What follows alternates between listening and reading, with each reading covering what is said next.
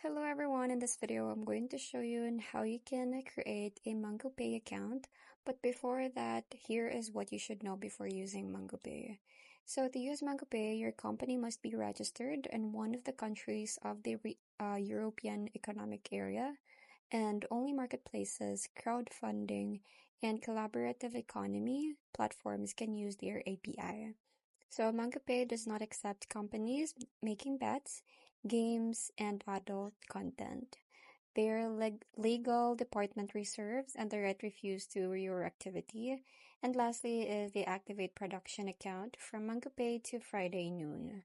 So here is how you create a MangaPay account. So before you start using the payment solution, you must submit certain documents to MangoPay. So refer to their website to contact their sales team.